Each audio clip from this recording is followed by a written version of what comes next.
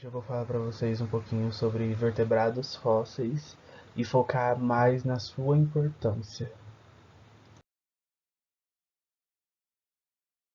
Os vertebrados fósseis do laboratório para pesquisa e exposição.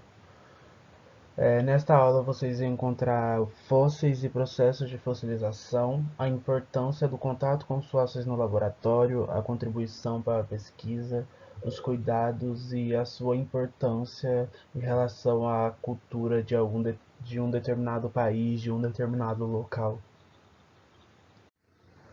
Mas o que são fósseis?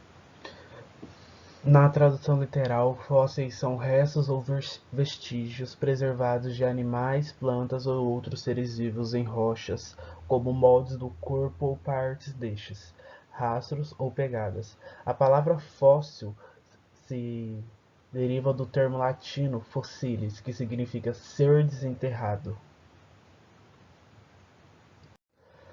Antes desse fóssil ser desenterrado, acontece o processo de fossilização, que nada mais é que um processo extremamente lento e complexo, chegando a durar milhares de anos.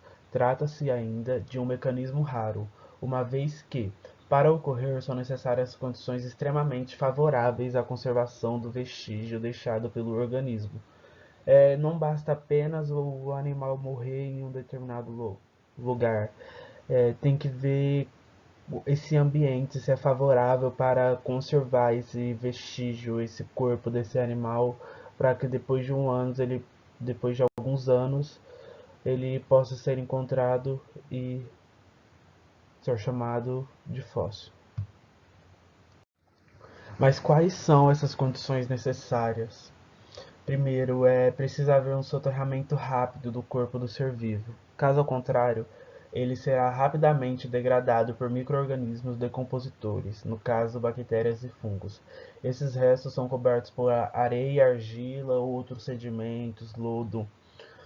Um exemplo que eu tenho em relação a isso é fóssil de morcego. É muito difícil de encontrar porque a maioria dos morcegos morrem em florestas e sempre vai passar outros animais por cima, degradando totalmente aquele fóssil. Segunda condição: somente pode ser fossilizado os organismos que possuem partes rígidas, como ossos, dentes, troncos, carapaças e conchas, que são partes que menos sofrem decomposição. Essas partes vão favorecer muito para que esse organismo ou esse resto dele possa ser encontrado depois, porque elas não vão sofrer tanta decomposição se estiver em um ambiente favorável, como no lodo, que é um ambiente sem oxigênio, então vai inibir a decomposição desse material. Mais uma condição: o tipo de sedimento que submerge o organismo deve ser fino. Exemplo é silt ou argila, pois os sedimentos mais grossos podem ser erodidos com os movimentos das águas, além de se decompor na matéria orgânica. O meio onde se formar um fóssil para uma melhor conservação deve ser desprovido de oxigênio, como citado anteriormente, já que a oxidação contribui muito para a degradação orgânica. O clima deve ser frio, pois a ação dos micro-organismos decompositores diminui muito em temperaturas mais baixas. Agora aqui tem uma imagem demonstrando algum tipo de fossilização. E aqui eu coloquei alguns tipos de fossilização só para vocês terem em mente que quando você fala disso, você fala de algum tipo de fossilização. Aí eu coloquei 5 que são moldagem, contramoldagem, mumificação, mineralização e impressão. Mas qual a importância do fóssil para a nossa história e tudo mais?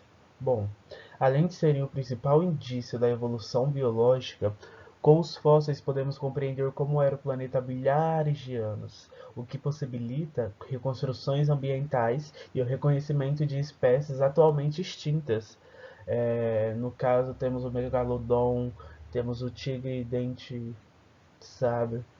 Temos esse crânio da Luzia, que é considerada a humana mais antiga encontrada aqui na nossa região. Aqui eu coloquei alguns exemplos, no caso Homo sapiens e outros homos, para vocês verem como já foram encontrados fósseis e nem sempre vai estar bonitinho. Então por isso é necessário todo um cuidado para ele se manter, para preservar. Não é bom ficar tocando muito, porque as nossas mãos, quando tocamos, podemos levar micro-organismos até esses fósseis e gerar uma degradação, perdendo assim algum material importante. Fósseis são as provas mais concretas da existência da vida no planeta, sendo uma importante ferramenta de estudo entre os biólogos, arqueólogos, paleontólogos e geólogos. Eles revelam a transformação que ocorreram nos seres vivos e no próprio planeta durante anos. Quando pesquisamos fósseis ou vamos ou visitamos algum museu, sempre encontramos um fóssil bonitinho, todo desenhadinho, mas nem sempre ele é encontrado assim, como desse peixe aqui, ó. Dá para perceber que é um peixe, os vestígios estão organizados, mas nesse de baixo não dá para perceber. Nem sempre o fóssil é encontrado tipo preservado, montado lá a imagem e semelhança do animal. Depende muito da posição que esse animal é soterrado, depende muito do ambiente, o que favoreceu esse processo de fossilização. Então, há várias condições que, se a gente não cuidar, não manter, não observar, a gente vai acabar perdendo todo esse material e toda uma história que ele carrega.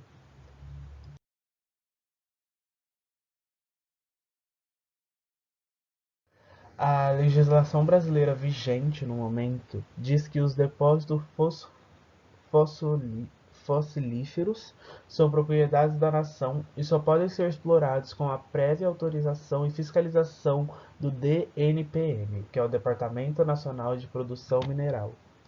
O objetivo dessa legislação é dizer que fósseis, apesar de retirados dos subsolos, não podem ser tratados como substâncias minerais economicamente aproveitáveis e passam a ser considerados como de responsabilidade de museus e outras instituições científicas, ou seja, passam a ser itens de interesse científico e de competência dos pesquisadores.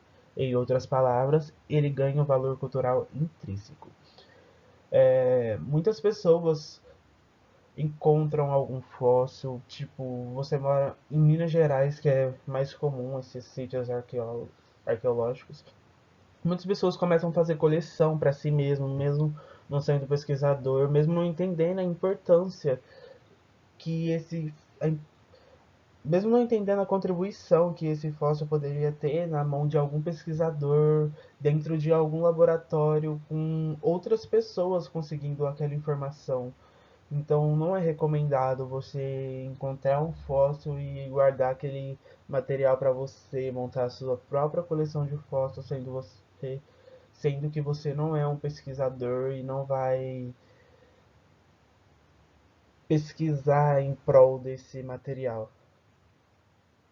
Tendo dito isso, espera-se que haja um consenso entre os colecionadores amadores de que a importância científica do fóssil deve vir em primeiro lugar e os exemplares sejam bem conservados e protegidos. Muitos deles requerem cuidados e só serão devidamente conservados em instituições organizadas para este fim. O lugar correto de um fóssil é em um museu ou em uma coleção paleontológica. Os fósseis, quer sejam atraentes ou não, fáceis de conservar ou que requeiram cuidados especiais, grandes ou microscópicos, são estudados, recebem nomes, muitas vezes associados com a toponímia ou com os vultos da ciência brasileira.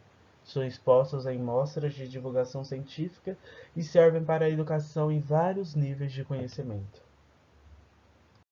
Por isso, não são apenas meros itens de coleção, mas essencialmente objetos culturais e devem ser protegidos e conservados. A partir dessa aula, eu espero que vocês entendam a importância do fóssil e como ele pode contribuir para a ciência no mundo inteiro, como através deles podemos entender o nosso passado, a nossa evolução biológica, os nossos ancestrais, O fóssil é muito mais que aquele pequeno osso que muitos falam, que você encontra no quintal e vai guardar na sua coleção. Ele carrega toda uma história e muitos estão aí tentando descobrir essa história, então seria de grande valor que essas pessoas que possuem material em casa, esses colecionadores amadores, possam ir voluntariamente doar esses materiais para uma instituição de pesquisa que no momento estão sendo as mais seguras para esse tipo de material. Bom, gente, é isso. Eu queria mesmo era focar na importância desses materiais para a comunidade científica, como o título já disse, o vertebrados fósseis do Laboratório para Pesquisa e Exposição. Agora aqui as referências e muito obrigado.